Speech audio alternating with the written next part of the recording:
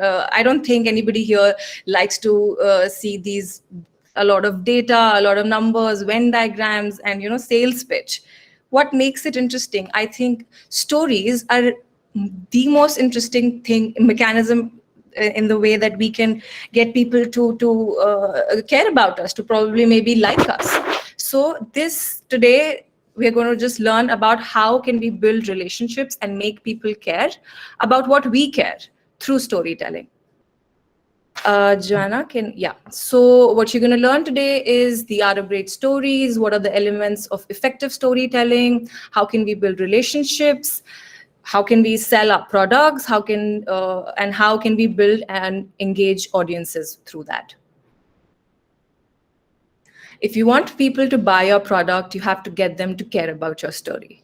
This webinar is literally based on this quote, this single quote. The next 45 minutes, I'm going to be talking to you guys. I'm going to be telling you exactly how can we do that, because let's face it, ultimately, we want people to listen to us and hopefully buy our products. We all want to sell something or the other. And I'll start by telling you a story about that. A story about storytelling. So many years ago, there was this French poet, Jacques Prévert.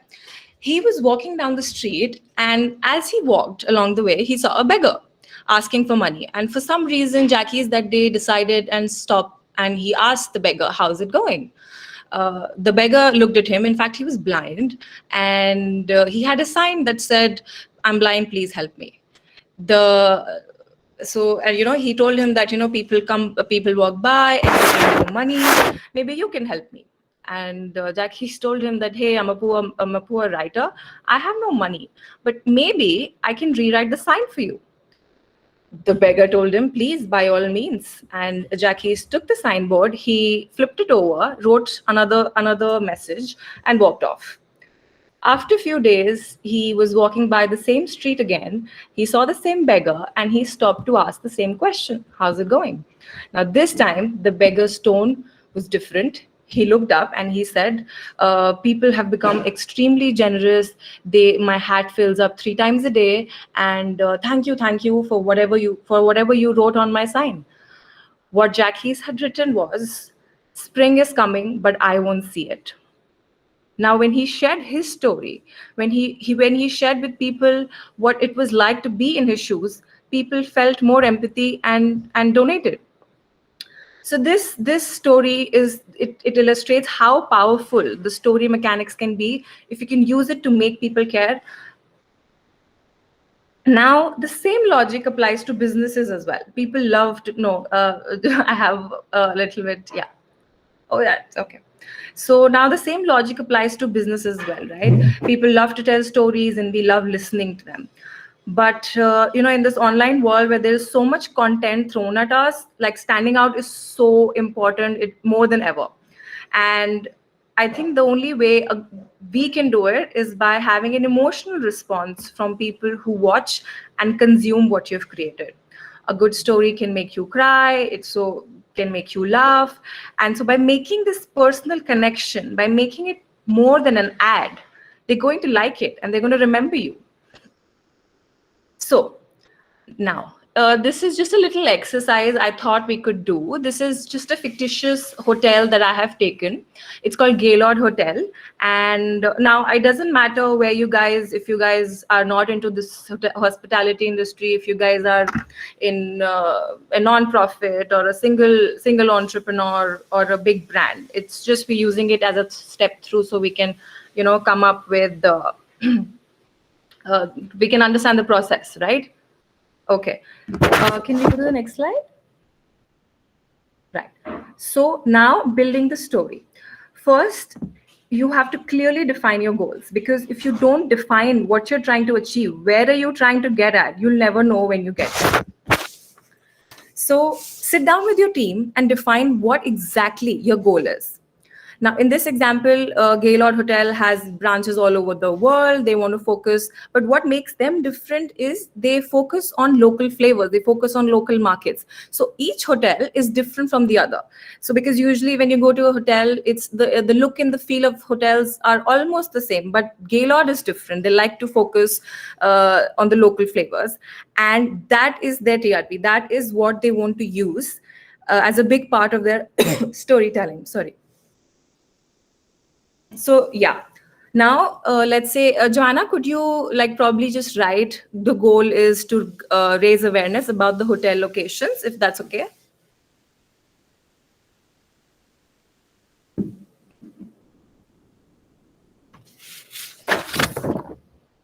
Okay. So let's say the goal is to raise awareness about the hotel locations.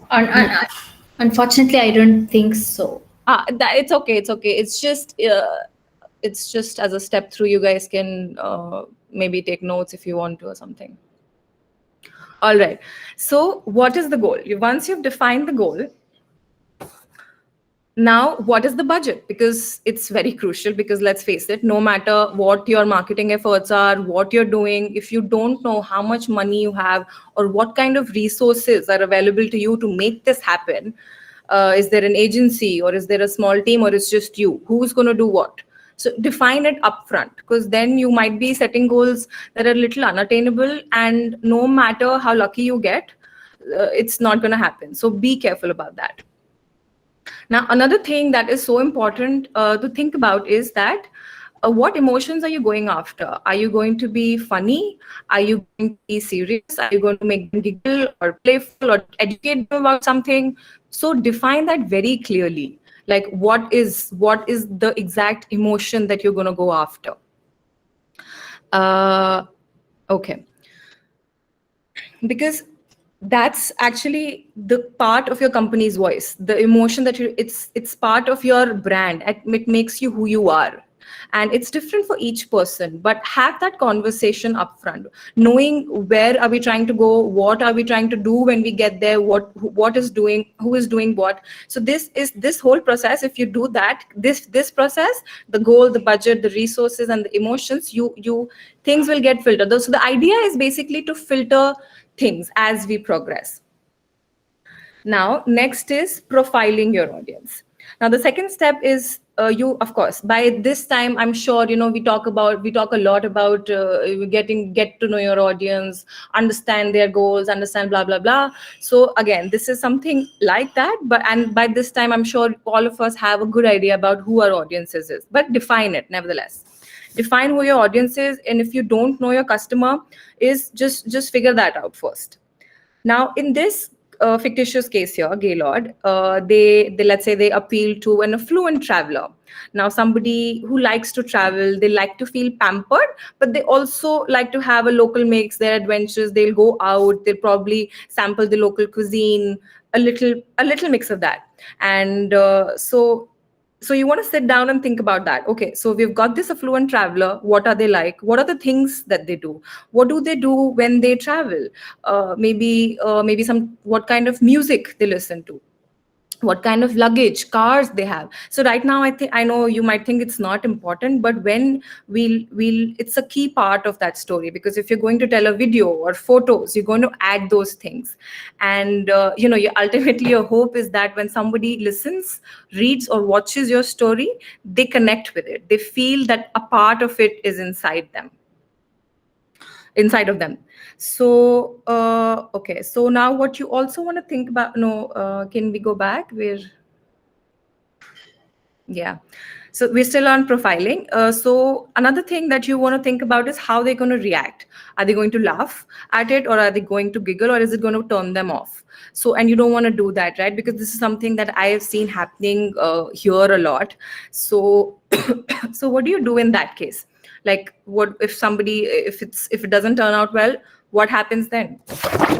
And you might actually create a fake person, sit down and figure out, okay, let's say her name is Mariam. She's our ideal customer. She lives in Dubai and she drives an expensive car, maybe not that expensive. She likes to listen to house music or classical music. So, you break down that. you break down their profile and come up with a couple of them, right? And it's a great exercise to do this, especially when especially because you might find out that your team defines your customers totally different. Like, what I'm sure, if you guys, like, if you're dividing things, the customer, the profile that you'll come up with will be different from what your colleague comes up with. So yeah, this is going to be very important in the next step, because when we start brainstorming actual ideas, you'll start challenging and saying, you know what, Mariam probably won't like it. I'm not making you sound like as if you're schizophrenic. You literally create some Mariam in your head, but when you feel that connection with with the audience. So yeah, profile your audience, and that's where things start to come together.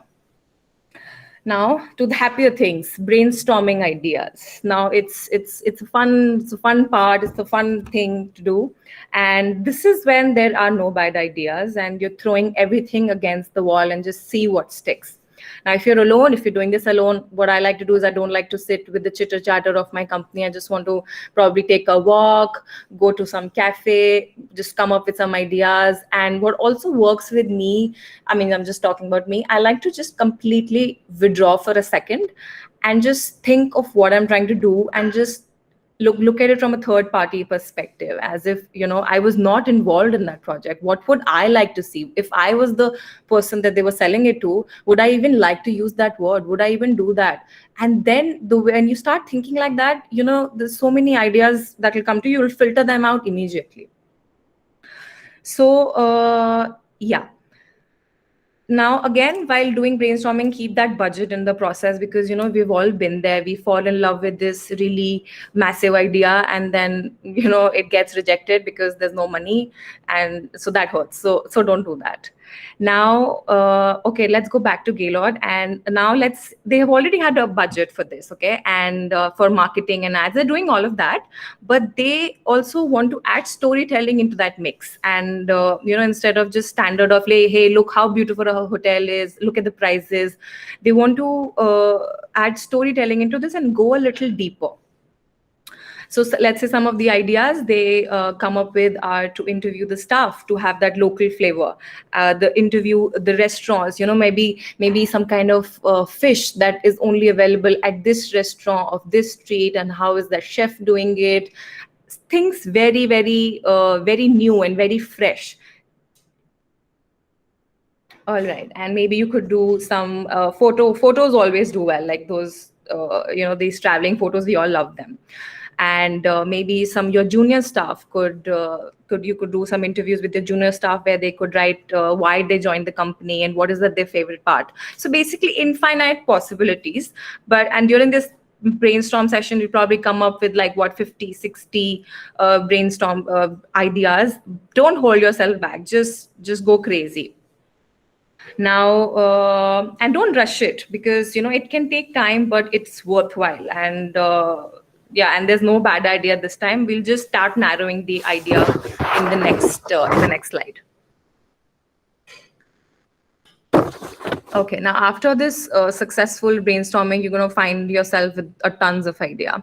Now, let's nail them down on 3 to 5 ideas that you like the best. Now, in any organization, there's probably other people. I'm sure you have bosses. You have to get this approved, and before you move forward. So when you do that, I like to do this with my boss, because he rejects every idea. So what's best is give them every detail, the purpose, why you're doing it, the emotion, basically everything we've discussed so far. Treat them as your client. Like, this is like, that's what I do, and give them all the possible ideas, because they know then why you're doing it, right?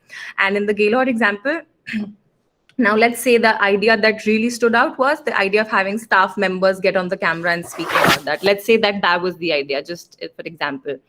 And this is just from my personal experience. I think in every organization there are these excited lots. They love to be in front of the camera. We actually did a Mother's Day video once, and we interviewed a lot of, not Mother's Day, sorry, Women's Day video, and we interviewed a lot of women. And the most loved footage was of this maintenance. This lady, she was from the maintenance staff, and this was absolutely impromptu.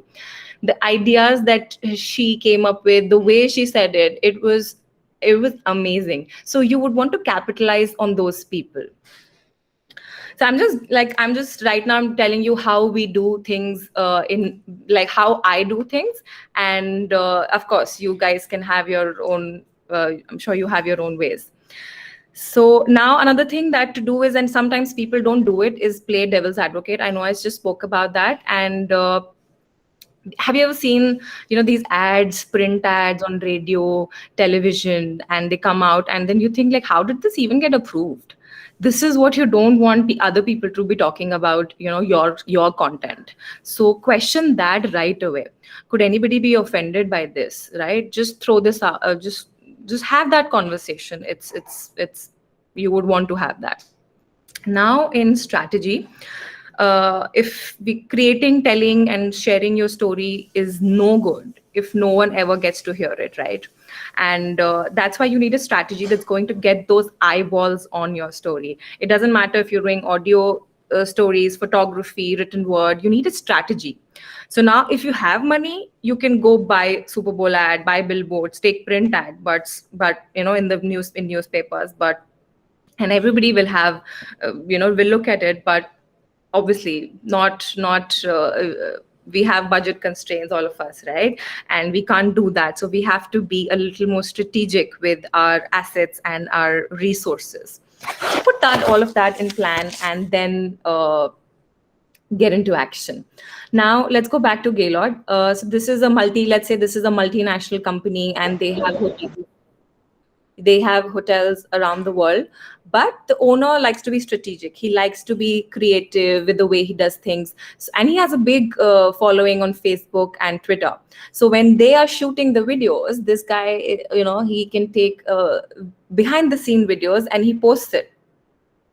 And he posts it, and he also, let's say, plays it on the hotel lobby. So now, you can treat your Facebook or your Instagram, Facebook, Instagram as your lobbies. And then once, so for example, if people are waiting to check in, they're like, oh, I haven't been to that hotel, maybe next time. So that's one way. So you want to use your people who work with you, because their viewership is completely different, and why not use them? And okay. Now, another part of the strategy is you have to have a contingency plan. I think I've already spoken about it. And review and evaluate. That's actually something that you should take time to look back, review, evaluate, figure out what worked, what didn't, and how could you do it better next time. In Gaylord's example, we can say that what really worked was, the story was great, everything was fine, but we realized that the people like the pictures better. And those behind the scene photos that they share as part of their strategy, that worked really well. So so do that. And sometimes what also happens is, of course you're going to have that chat if things don't go well, but you'll have that meeting and you'll have to answer. But do also take time to figure out what actually worked, because success can be improved if if you can always build on that, right? So yeah, so this was just a little exercise that I thought that, to make things a little practical. I'm sorry, I can't share my screen because there's some technical difficulty. Otherwise, I would have written stuff and all that. Anyway, now elements of effective storytelling. The first thing is relatability. Now, have you guys heard of BuzzFeed? Okay, so if you guys don't want to talk, you can, leave like yes or no, so that I know you guys are with me. Have you got? Yeah, okay, you have heard of BuzzFeed. So, we love them, right? I mean, at least it was few months ago. I was such a regular reader, and we all have these top 5 ways to redecorate your room under budget. And these are something. So this is the relatability, the how they employ relatability in their content is extraordinary. Like, I love it personally.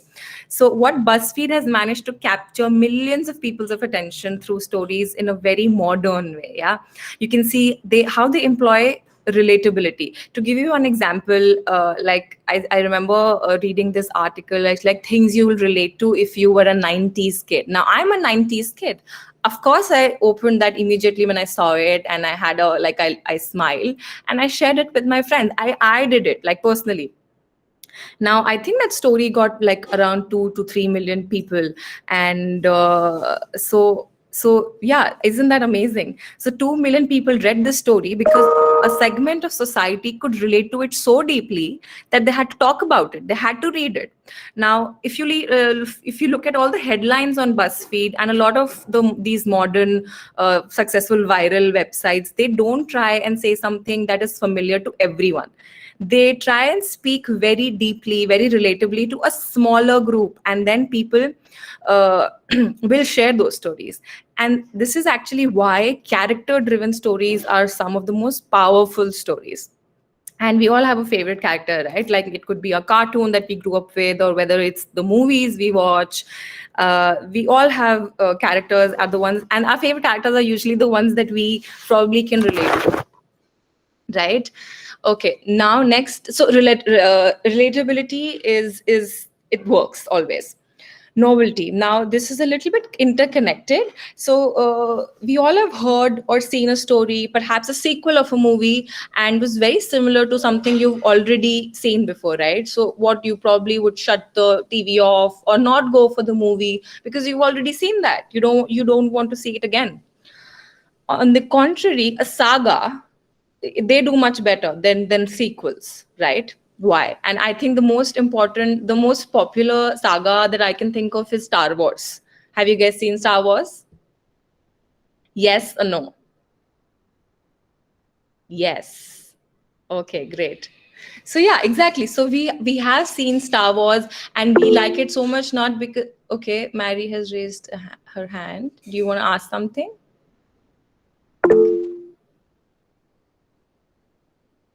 Okay, not a fan. Okay, okay. All right. Nevertheless, people who like Star Wars, why we like? Because there's this. They're not repeating those same jokes. There are newer characters. The plot is new. It's basically building on that, right? And this is one of the crucial points about great stories. Is great stories need to be novel. Our brain like new things. It feels challenged. So like I showed, but now, like I was telling in my previous one, that relatability is so important. Like, having that level of familiarity or comfort level is also important. So this is interrelated. So ideally, while making content, you should target making content somewhere which is in the middle of too foreign and too familiar. Don't make it too foreign where, like, we get bored, or maybe it's too difficult to understand, or too familiar, been there, done that kind of a thing. All right. Okay, now tensions. We all love, like, we like to see love stories, how we like to see how love conquers all, and etc etc. And ultimately we do like, Romeo and Juliet got together and everything was happily ever after. Now obviously at the start it doesn't happen like that, right? The story builds, there is tension, there are, like, the parents come in the way, and only later where they have to conquer many challenges, many tensions, and then we like to see it come the full circle, and that's a good story. So tensions are actually, it makes the story full. And Aristotle, I'm sure you heard of Aristotle. He had this, he said, it's a famous, he had this framework, and that was all about creating tension. He said that a great story has a gap between what is and what a character wants to be, and that the storyteller's job is to close that gap and then open a new one where the character is now. And so where the character is now and what they want and what the delta between those are. Was it a little too complicated? So basically what I'm saying is, it needs to it's on us, it's on the storyteller, on to keep uh, close the gap between what is happening now and what ultimately we want to reach, and the delta between that. I remember watching this Mission Impossible, and the beginning of the scene is like, the villain has the gun to this Tom Cruise's head, and he's trying to, rescue his wife or girlfriend or someone. And I wanted to go to the loo, and I could not, because I just wanted to see. So tension. They give us that hook to keep the story on. Right. Fluency. Now, this is something, this is a common belief that the more complicated and the more complex way you can write, the better you are. Now, this is a big, like, I actually also think so. I mean, I used to think so, and, but no. In fact, there's something called a reading level calculator. And if you put these great authors and story writers, if you put their writing in a reading level calculator, you'll find out that they write at an extremely low reading level, like fourth grade or fourth grade or third grade, because these guys like Ernest Hemingway, J.K. Rowling, and all of them. And so basically the point is, what is that the writers who take science and condense it at several reading level, they are more successful than the writers who write at a scientific level. So this actually points back to something really interesting. And a friend told me that great writing speeds you along. A great story makes you, it doesn't make you think about the words or the vocabulary, what are we saying, it makes you think about the story itself. It doesn't distract you. And a good writer will write at a level you don't have to think about the vocabulary. And this actually it's true for films or other kind of mediums also. So fluency, this idea of low reading level being better than high reading level, it's a bit counterintuitive, I know, but it makes sense, right? That when we're telling the story, we want people to focus on the story, on the characters, on the tension, on relating to it, and not on the words, so that their brains can absorb that information and learn that, rather than be distracted by the words what are being said. And now, especially now in this social media world, there's a lot of talk about, attention deficit, and how everything has to be quick and short and fast paced. And yet we sit down to watch not Netflix for hours and hours because that's the story we like, right? So now for us, it's on us, on storytellers, to make each piece of the story flow to the next piece as quickly as possible.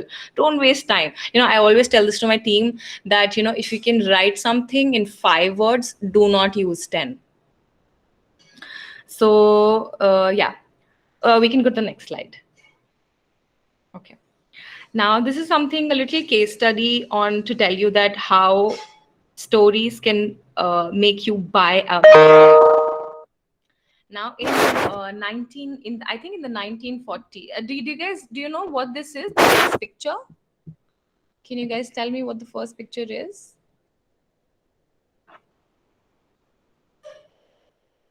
Yes, it's an arcade. What game is that? Exactly. Pinball. It's a pinball machine. So, but in the 1940s, in New York area, the mayor of the New York, he literally gathered all the pinball machines and destroyed them. Right. And this is because now this is actually this is an example of how stories can make or break your brand. So why did he do that? He literally took, in fact, this was across the country, not just in New York, all over the US, and the pinball went away for, I think, for decades. Yeah, so the story went on was that the pinball, the kids, pinball, the companies, the arcades, they were hustling kids money for lunch. Like, the kids were not able to eat their lunch because they were spending it on playing these games, and it was associated with gambling and all those bad habits. And this guy ordered, just like he got rid of them. Now, before I get back to what happened with pinball, I want to tell you another story about this, the second picture. Now, this is, guys, can you just give me 1 second? I'm just going to switch on the light.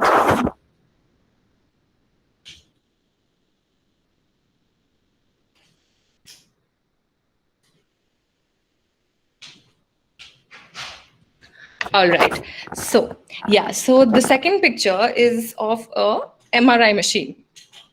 Now the story goes on that GE, they had made a new MRI machine, and that, MRI machines for brain and body scans. They spent millions and millions of dollars to make this, but the founder of the guy who made this machine, he was in the hospital or something, and he saw a little girl cry, and she was not ready to go inside and get an MRI done. Now he came back, he was extremely disturbed by the fact that, something he made and now it's not working with these vulnerable section, and those were the kids. So now what are the options? You spend millions and millions of dollars and redesign the entire thing, or he came up with something amazing, which is that uh, he painted these MRI machines into a pirate ship. And before the kid was scheduled to go for an MRI, and they would give them a storybook and they would narrate everything, that tomorrow is your day, you're gonna go to into the ship and you're gonna pass, etc., etc. They're gonna be pirates, and the nurses and the doctors were dressed as pirates, and then you have to lie down and not make any noise, etc., etc. Anyways, long story short, the ultimate result of them doing this was, the kids went from crying, refusing to go into MRI machine, to saying, can I go again? How awesome is that? And all this is nothing, this happened probably like this, it costed them almost nothing than it could have costed them in making and redesigning these MRI machines. And actually, can we go back on the yeah, it's okay.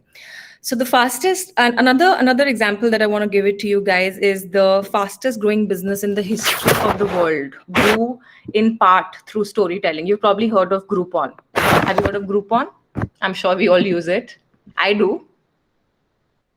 Yeah. Okay, so Groupon, when it launched in the 2000, in the late 2000, it did something interesting and clever with its business group, with its business group Groupons. But to make things even more interesting in its marketing and selling, they started doing it by marketing and selling by using stories. So what they did was they hired comedy writers from Chicago, where it was based, to write fake, fictional, funny, humorous stories about every coupon they sent out. And this did something interesting, and two things actually. It made people open that email. Every time you go to Groupon email, you were statistically more likely to open it, because there was a great story inside and you want to know, oh, let's see how Groupon spin this time. And everyone knew that there's going to be a funny comedy story. So right, and the second thing that happened was that they were so good that you would want to forward them to your friends, and then those people forward to their friends, and more people bought Groupons. This is actually true, and this is why Groupon grew so quickly. In fact, they grew so quickly that the business could not handle at a certain point, because the stories made it so popular. So selling and marketing through story is an extremely powerful way to get people to convert, to get people to buy your product at a much higher rate if they were just presented with a simple sales pitch. Now, especially this is becoming a huge trend in e-commerce actually, and in offline commerce, that the story of the product will, all things being equal, make us more likely to choose that product over things when it's costing more, it's even higher in price, and even if it's not that great quality, people would buy that product whose stories they know. So if you have something to sell, instead of thinking about just the story about how someone can, not the story, about the story of how someone might use your product, think about, the story behind the product. Think about the story of why you made it, how was it made, who made it, and that story is going to connect to people and make people remember you in a lot more powerful way. Now, every time we find something that we like, we write about it and we tell the story behind the story. Okay.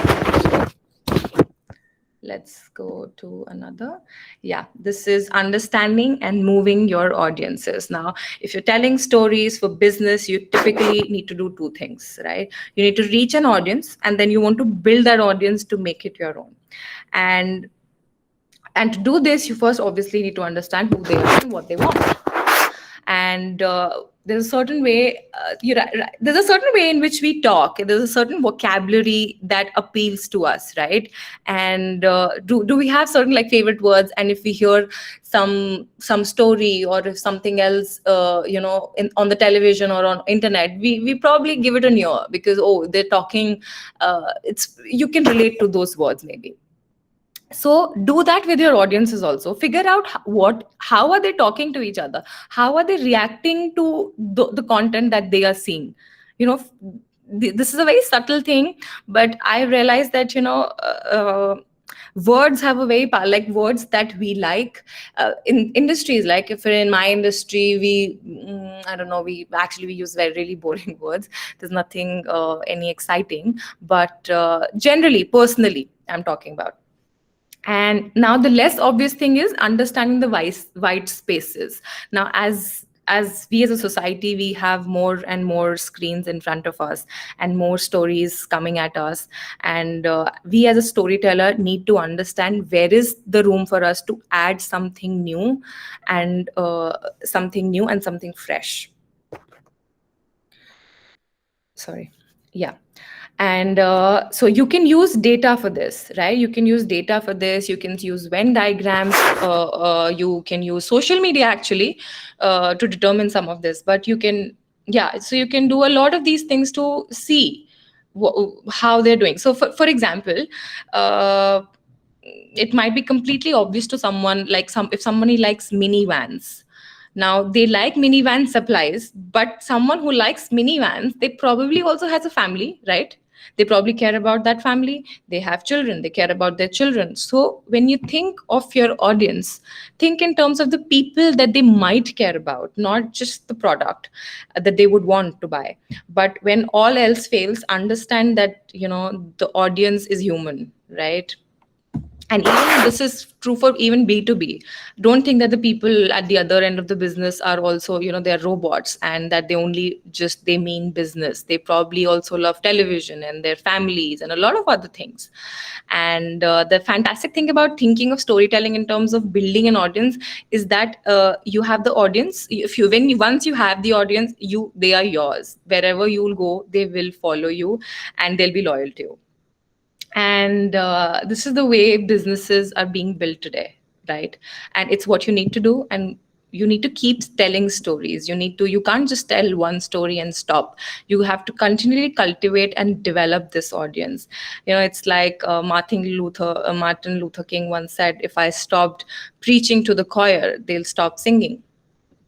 So yeah, keep that going. Okay, next is this. Okay, so if you're using stories as a way to build a relationship with someone, the natural question is, what kind of stories should you tell?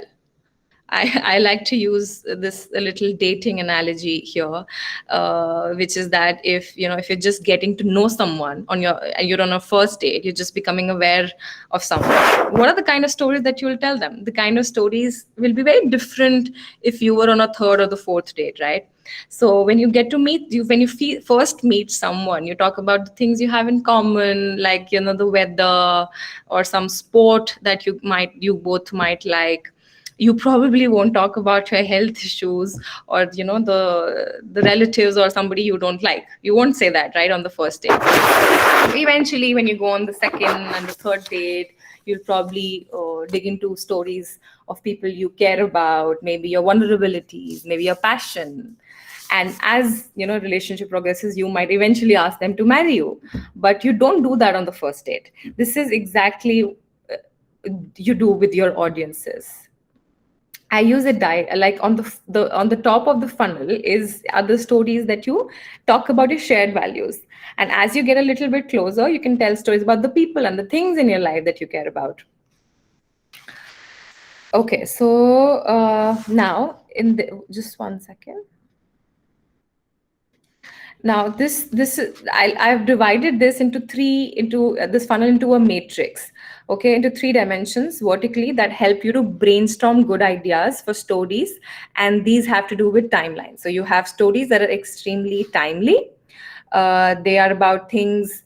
They are about things that are happening right now. Now you have stories that are seasonal, things that are happening in a smaller frame of time. Let's say perhaps a football season or a fashion season, maybe a holiday is coming up.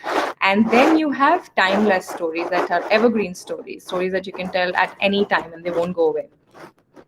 Now, your job as a storyteller is to figure out what relationship stage you are at with your audience, and fill in the boxes inside of this matrix. So, for example, American Express really cares about small business owners. They want business owners to know that American Express cares about them. So they use storytelling online to do this. Now, if something happens in the economy, American Express will write about that, and they will write about that, and they will write about what this news in the economy means for small business owners. So while they're using a timely thing about a shared value, which is the economy surviving in the business. Now both Amex and your the small businesses, they both care about this, right? And is something based on the news right now. uh, Even GE does that. General Electrics, they have a website called GE Reports, and where they tell stories. And now this example I'm giving you of evergreen stories, and they write about projects that are really interesting. Now these are stories about. They actually write about people who are working on some interesting projects. Now these are the stories that General Electric care about. And often these are stories that it doesn't matter if you learn them now or if you learn them later, they're still interesting. Nah? So these are the sort of middle of funnel stories about people they care, but they're evergreen. Groupon, on the other hand, is telling stories that are very timely. They happen today, the coupon is over. Maybe they're planning on some things that are more seasonal, but what the stories are more about the actual product itself.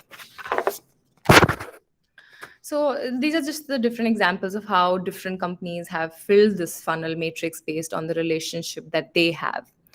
Now, as a business owner, even as a friend, you can fill in all these boxes, but each little box, it's like your own little haiku that gives you some constraint around what you can create. All right. Now, next slide, thanks. Now, if you're telling stories, you're trying to build an audience through stories and no one sees it, then what's the point? So how do you get your stories to an audience? Where should you be publishing? Where should you be talking about? Where should you be talking? Now, one good way of doing it is by dividing the world of storytelling into two groups: business storytelling and consumer storytelling. And then you can divide your goal into roughly two categories. If you want sort of awareness and branding, or if you want someone to take an action, make a conversion, make a sale. And if you divide the world into these four quadrants, then you have the start of the storytelling bullseye, like to call it. And at the very center of this bullseye, you can draw a circle, which is across all these goals. And the very best place on the internet, it's your home turf, it's your website. It works regardless of what your goal is, who your audience is. If you can get people to come on your website, that's great. But your audience doesn't check your website every day, right?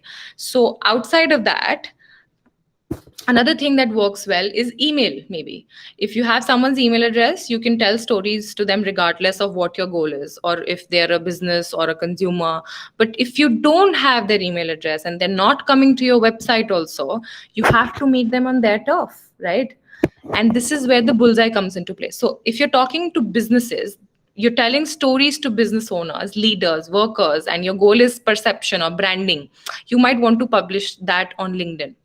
If your goal perception is branding, and if you're talking to consumers, then your goal go publish your stories on YouTube. If your goal is to get people to take action or to sign up to something, then to buy something, then your best option is SlideShare, though it takes time. Now, if your goal is to if your goal is to get people to try out or generate interest, Pinterest is great. Now, each of these different channels and social networks and platforms lend itself to different audiences and different. So you've got to choose a little wisely. But then what you should do is you should lead people deeper into your bullseye. If you read someone on LinkedIn with a story, let's say, the end of the story should have a call to action, not to buy something necessarily, but to subscribe to the next layer. Maybe, maybe your emails. Get more stories like this via email. You can do this on almost any platform. And then every email that you send with more stories should have at the end of each email the call to action. So that's actually very important, because sometimes people forget to do that, and you get these emails and I read them, I'm like, oh, okay, now so what? I would want to proceed, but there's nothing. So anything, whatever, however you want them to react, have that call to action button. Next one. Now, unleashing your potential energy. Now, building an audience through storytelling is about building relationships. And as you know, from real relationship, you don't get a deep relationship from just one encounter, right? You need to tell stories over and over again in order to build the deepest kind of relationship. Now, whether it's business or whether it's your personal life. And the nice thing is that you get compounding returns for storytelling, because the more stories you tell, the more of a snowball effect you can get. Now, this example of she's a YouTube star, Michelle Phan. What she did was something really interesting. So a few years ago, she made a YouTube video of recreating Lady Gaga's bad romance look. Okay, and this video got 30 million views in just 1 month. Okay, and there was this another guy. There was this another video, double rainbow guy, that also became extremely famous. But the difference between that another video of the double rainbow guy, same thing. They both used YouTube. The difference is Michelle Phan today, she has launched her own makeup line. She is making millions of dollars selling her beauty products, and the reason she was able to capitalize on this momentum from her storytelling were two things. One is that she made of use of Lady Gaga this was not her first great YouTube story. It was actually her 50th YouTube story. So she kept doing it. And then finally, you hit the nail. And so the new videos. Okay. I see we have very little time. All right. Okay. Quickly then, coming to the end of this webinar. Can we go on the next slide? Okay. This is a little exercise that, how are we going to do this? I was going to show you guys. I mentioned that, just one piece of the story should flow quickly. Do we have access to the recording? Yes, I believe so. We do. Okay. The disparity. Okay, you can't write, right, Joanna? I was actually going to. Okay, let me do this. I'm gonna take this para. I'm gonna put it in the chats, and I want you guys to. This is actually, I think these are 46 words or something. Yeah, these are 46 words. I want you guys to make this as short as possible. I will drop this para in the chat box so that you guys can copy it and see. Okay, 1 second.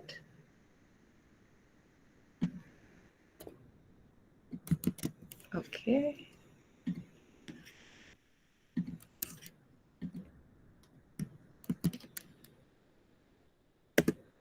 Here.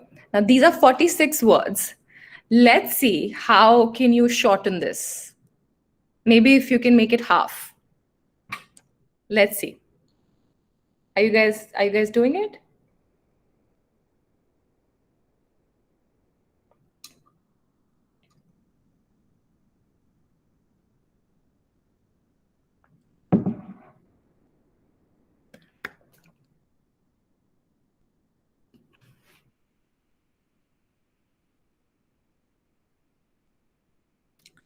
No stress. If you just do whatever comes to your mind. See what words are not required. How can we just say the same thing without using so many words? And you can just drop it here on the chat box.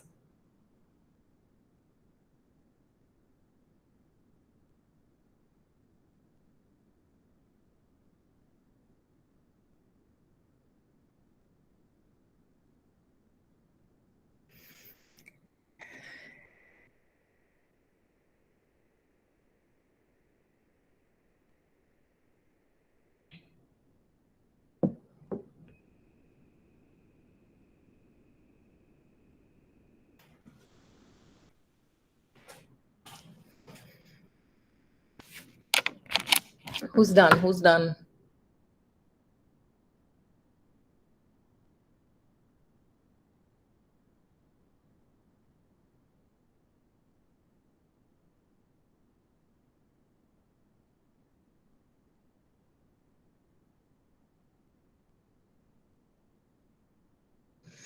Come on, guys. There's no right or wrong here. I just want to see if if any of it this made sense.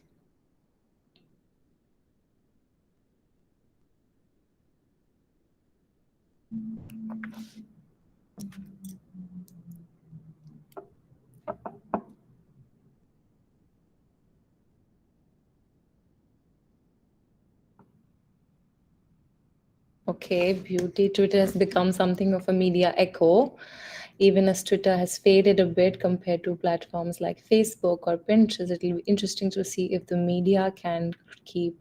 That's a great try, beauty. Amazing. I like your name.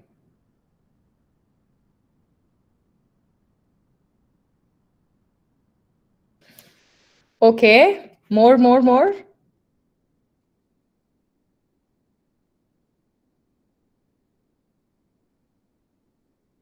You guys don't feel shy, okay? So anything is whatever little that you are doing, I just want to see that.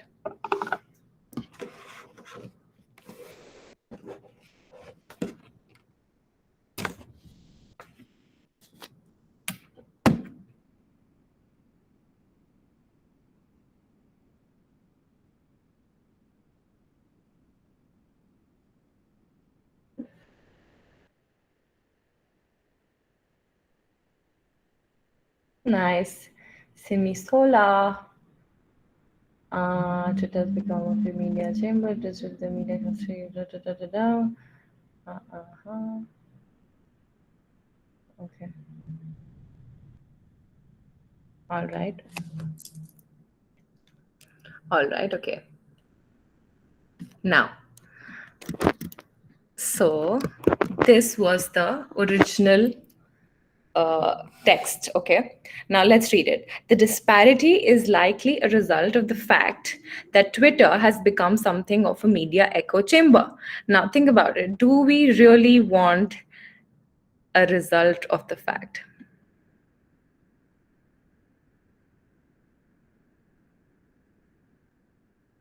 What is happening? 1 second.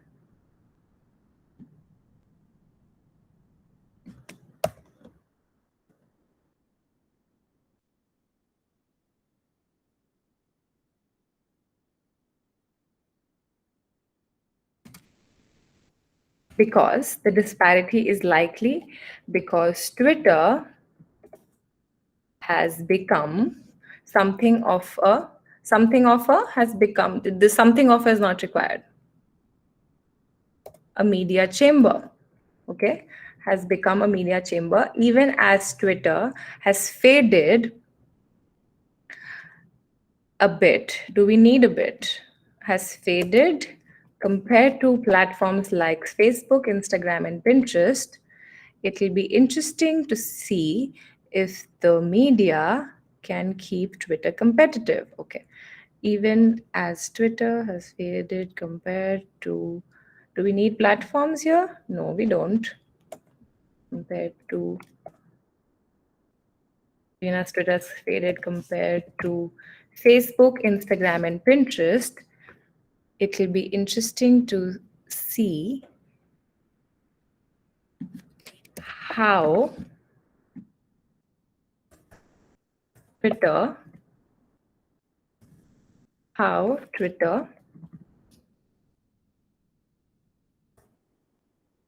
competes. Okay, this is what, something around 29 words. The disparity is likely because Twitter has become a media echo chamber. Even as Twitter has faded compared to Facebook, Instagram, and Pinterest, it'll be interesting to see how Twitter competes. The message still remains the same, does it? Now let's see if we can make it even shorter. The disparity is likely because Twitter has become a media echo chamber. Now just tell me if it, okay, chamber. it'll be interesting to see how it competes with, other sorry, platforms. The disparity is likely because Twitter has become a media echo chamber. It will be interesting to see how it competes with other platforms. Now, the message is still the same, right? Now, but only now, earlier it was 46 words. Now it is 23. It's literally half. And we said what we wanted to say without changing the message too much. So, this is something that you guys can adopt in your regular day-to-day writing, because nobody wants to hear long things. I know for a fact, because we get these long emails. We don't read that. So if you can say it in 5, don't use 10. And yeah, with that, I think I am done. Actually, this slide, I have given these examples already. This is, yeah. If you have any questions, let me know.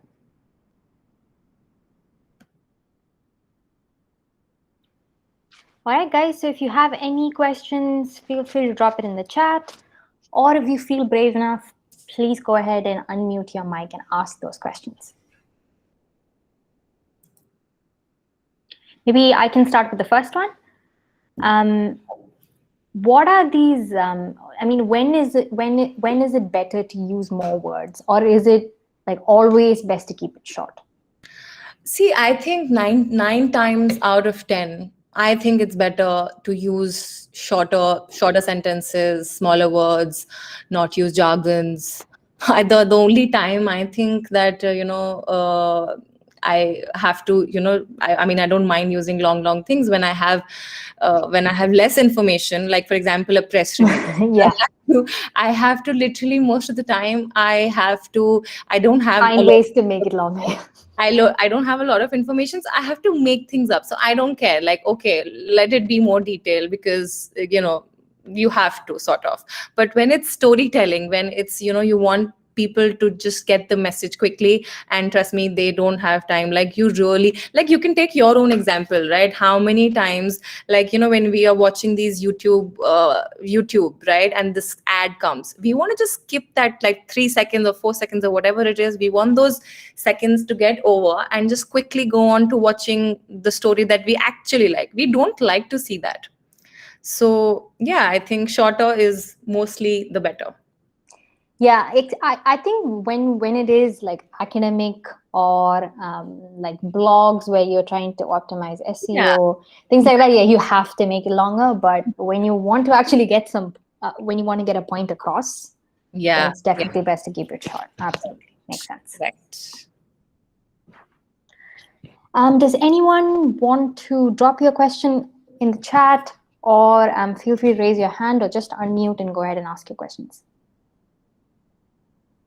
Chhaon, maybe you can tell us a little bit about what your day-to-day looks like. So if someone wants to get into storytelling and wants to go into content, what is the everyday of a person who works in that sort of field look like? Okay. So since my company works in business setup, it's a business setup consultancy, and on an average, like, people, especially my teammate, they think that any written word, like anything written, a sentence, it is content. Oh, give it to her, content. Give it to her, content.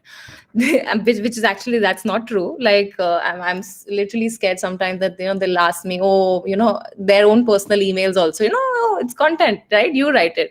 But but I come from, I actually didn't study any of these digital marketing. I studied history. So you see, the interest of storytelling and story hearing comes probably from there, because history is all about great stories and chronicles written. And if any of you guys want to enter into content and content marketing and storytelling, social media, I think I think it's a great field. It's picking up now more, because we all are consuming so much content every day. The content writers, content strategists, all of them are in great demand. And if you're someone who's looking to have a career in it, I would say go ahead. And yeah, talking about what all is done, so I mostly take care of, actually we have an agency also who take care of our social media. And but anything when it comes to communication, so press releases, um, newspaper articles, blogs, all of that becomes a part of content. And yeah, actually it depends on the industry also. Like I wish I was in a more glamorous industry, and I would like uh, have more of a creative freedom to do what you please. But it's all very corporate. And for beginners in content marketing, I think my tip would be just hear, like hear hear what everyone is talking about. Like I was, in my slide that I was telling you about, see what your customers are talking about, the vocabulary, your everyday story. Now I don't know if you mean the content marketing, because content marketing is a whole lot of other, like when you have those tools, and you are it's a part of digital marketing. If you mean that, then I think just familiarize yourself with all these great tools. Half your stuff is done there. And but if you're talking about storytelling, I think yeah, just pay attention to what's happening near you and what's happening in your everyday life, and you can create stories there. Like to give you an example, uh, in from where I'm selling trade licenses to people, right? Nothing glamorous about that. In fact, our products, the what we are selling is nothing new, nothing fresh. In fact, our prices are are higher than our competitors. So why should anybody come to us? It's a service based industry, so it leaves me with very little things to play with. So of course we will, one of the things that we focus on is customer service, how amazing we are. But again, I wish I could show you. It's not live, it's not published yet, so I can't share the visuals and the creatives with you. So instead of talking about, hey, this is the product, these are the prices, lowest prices, lowest this, lowest that, we focused on we actually made these cartoon illustrations where there's just casual chit chatting happening. And the message is that it's not about the products that we are selling you or the licenses, it's about what we are saving you from. And this idea, how did I get this idea? I got this idea from talking to our sales guys. Because if you're in content, you'll probably be a part of marketing, and what is happening on the ground you will not know. Like I don't know, customers usually have a problem with signing their MOAs, getting this kind of paperwork done. So that kind of information, that kind of data is with other departments. It's probably with operations, or probably it's with sales. So keep that communication window open with all your, especially if you're in content, keep that communication window open with other departments, because the information won't come to you. You have to get it. I go on testimonials. Sometimes people are very generous, they write exactly how we help them, and I pick up some words from them, some instances from those testimonials, good, bad, whatever. If it's bad, of course I have to turn it around and make it, tell them that this was the tension and this is how I solved it. Do not give them the same bland pitch, these prices are so amazing. Nobody likes to hear that. So yeah, I think yeah, just keep your ears open, I would say. Yeah, Christina, if you want to unmute, you can. Yeah, hello. Because I was thinking that sometimes when we put out stories, right? When we put out stories and for content, there might be times that you say the wrong things and then you offend a certain community, and that doesn't really reflects good to the brand. Like, what is the management? I don't know. I don't know the terminology for that, but what's Yeah. like the backup plan for that? Of course, exactly. So I think I spoke about that in the contingency plan, right? Once you're done, if we can if you want. I mean, I think you can share the slide deck if you want. And you have to have, before you go out, before you publish that, before even anything is happening, have that conversation with your teammate, involve your manager or your CEO, have them, just, this is the responsibility. If this, like, let's say if this happens, this is what we do. Have that contingency plan ready and have that conversation. Okay, if this goes, first of all, figure out, could this upset someone? Is this terminology, like you said, is this terminology, these things are mostly related to where we are based, right? So let's say in Dubai, a little we have to be a little careful about, there's so many people, so many ethnicities living here. I don't know where you guys are from, but I'm here, I'm sitting in Dubai, and we need to think about other, the ethnicities, the people's religious sentiments. So if it's even in the slightest bit, if you think it could be upsetting someone, don't don't probably go ahead with that. But having that conversation, defining exactly, like, knowing that this might or might go wrong, so that's important. And of course, if it does, even if it does, finally, if something happens, I remember this happened to us. The press release went out, and there was something wrong because, I think I didn't use the word authority in it, and somebody from the government got pissed off, like, oh, what is this? And I mean, and in that case, when the arrow has already left, there's nothing much you can do except apologize, right? So yeah. Right. Okay. Thank you for that. Actually, I just want to say that the reason why I asked that question is because in my country there was a brand who released their campaign, and then it offended the whole Filipino. I'm from Philippines. The Okay. whole Filipino community, and basically the campaign was about how you should. It's like giving the message that you can't love yourself, and then just acquire the services that the brand is. So the whole Filipino was like, "Are you saying that we shouldn't love ourselves just because we do like this?" So yeah, just I thought that there might be instances like that. Exactly. And there's so many, right? Especially in these beauty industries. I mean, there's a whole lot of now people talking about body shaming and all of that. So yeah, and also one more thing that works very well is, people like, research actually shows that people like the brands, when the brands care about, apart from, of course, their clients, and they care about other things also. They care about a certain section of underprivileged people, or they are like, for Tom's actually is a very good example. That's very big part of their storytelling, is that one every time you buy a Tom shoe, $1, or I think, no, 1 cent or something is given to kids in Africa towards buying a shoe or something. I don't really remember that, but yeah, that's the gist of it.